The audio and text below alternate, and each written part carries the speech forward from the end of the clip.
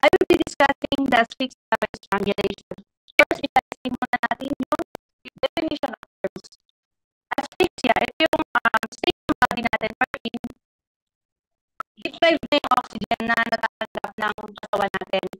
Second, strangulation natin, external forces na ina-apply around the neck para ma-compress yung airflow. Next, ligature. Ligature is any object na give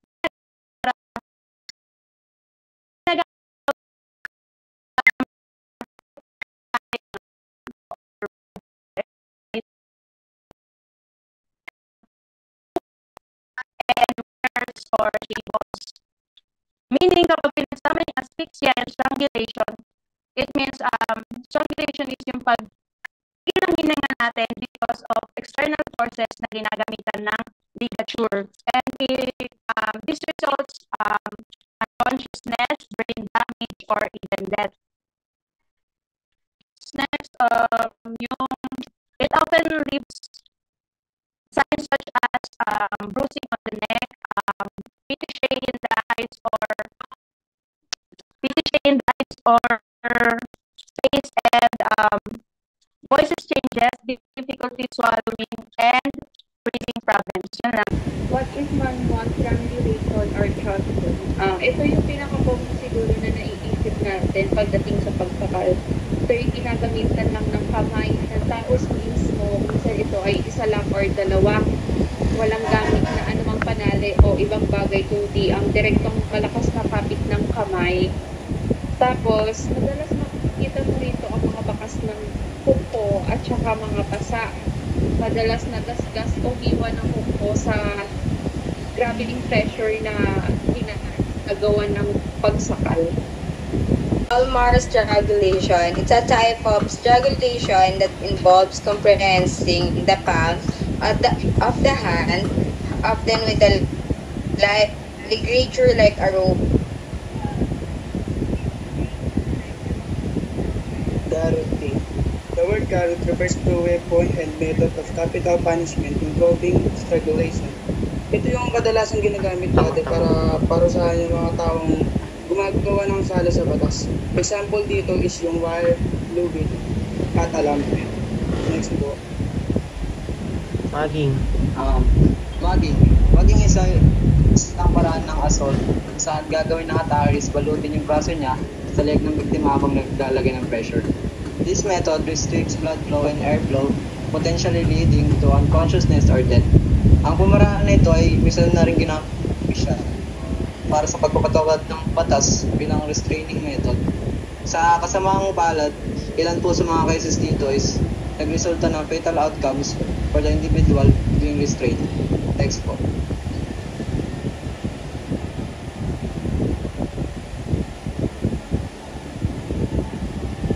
Wala dyan, pre. What is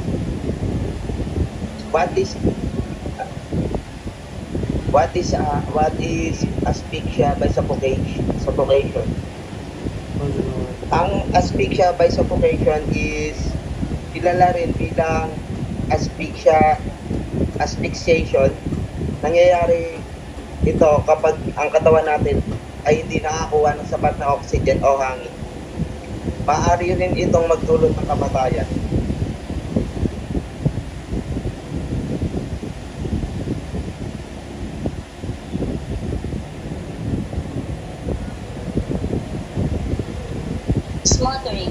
Slaughtering means killing someone by covering their nose and mouth so that they can suffocated. So as you can see sa picture is yung kriminal, balak niyang patayin yung biktima sa paraan ng slaughtering. So dito is yung kriminal, nilagay niya yung unan sa mukha ng biktima at nag-cause siya ng pag-stop ng daluyan ng hangin ng biktima hanggang sumawalan siya ng malay. So kadalasan sa ganitong cases is nagaganap siya sa mga taong unconscious, coma, or tulog. Next. Okay. Pag may bara sa lalamunan dito, usually pag kumakain at nahihirapan ka uminom, pwede itong mangyari kapag masyadong malaki ang subo, hindi mo inunguyan ng maayos yung pagkain mo. tumatawa or nagsasalita habang kumakain. Symptoms ng choking. Umuubo ng malakas, tawag sa leeg, katulad ng nasa picture, nahihirapang magsalita, namumula o nangangalit ang mata. Severe cases, pwedeng mawala ng malay. Example po ng choking is kapag masyado na tayong matanda at hindi na natin kayang nguyain ng maayos yung kinakain natin. Na solid food, maaari itong magdulot ng pagka-choke and pwede din ito ikamatay kung hindi matatanggal ang pagkapara. Vomiting naman ay yung pagsusuka kapag nilalabas ng katawan mo ang laman ng tiyan sa pamamagitan ng bibig. Nangyayari ito kapag may something hindi kaya ng stomach mo. Too much food, napupulunan pa, tapos nagre-react ang katawan mo. May takot ka like stomach flu or food poisoning. Common signs ng pagsuka, pagkahilo, biglang pagkadikhay o pagsuka. Pawis, cold sweat, feeling weak or pagod. Halimbawa sa vomiting, kunwari kumain ka ng fish at nalulok mo yung tinig. Stop sa lalamunan mo, kaya ka nabulunan dahil sa discomfort at iba. Minsan na napapasuka ka din dahil sa reflexes ng katawan para ilabas yung bara. Next.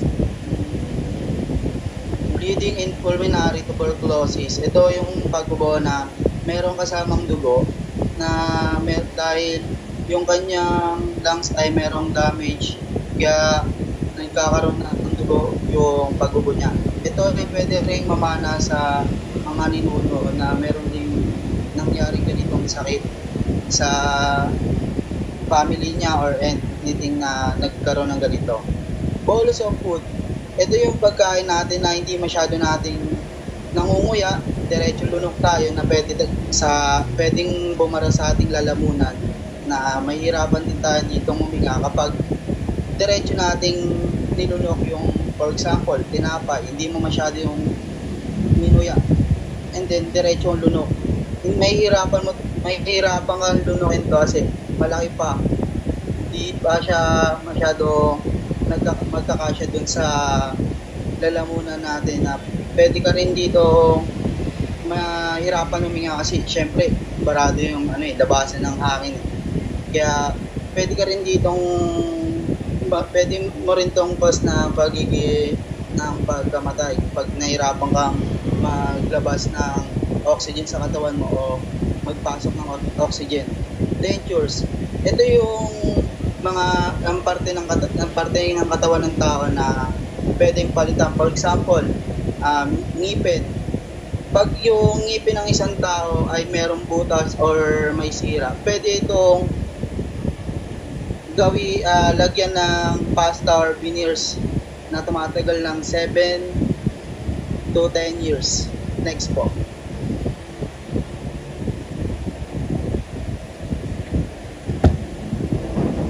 Lang.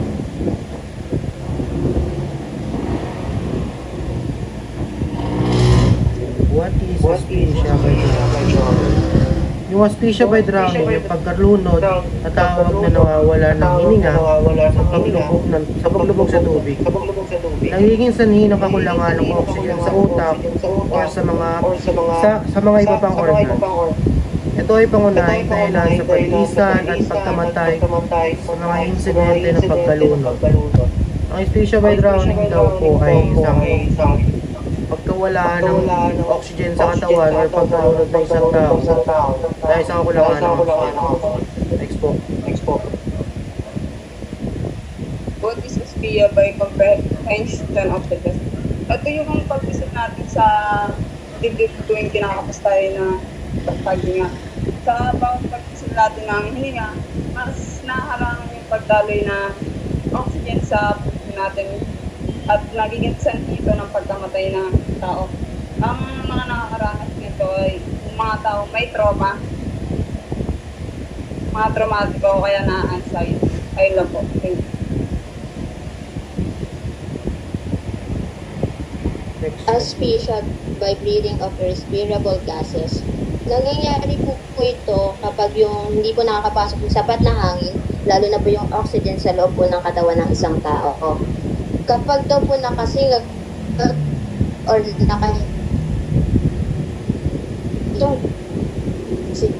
pwede pong ng isang tao yon dahil hindi po nakakuha yung katawan niya ng sapat na hangin.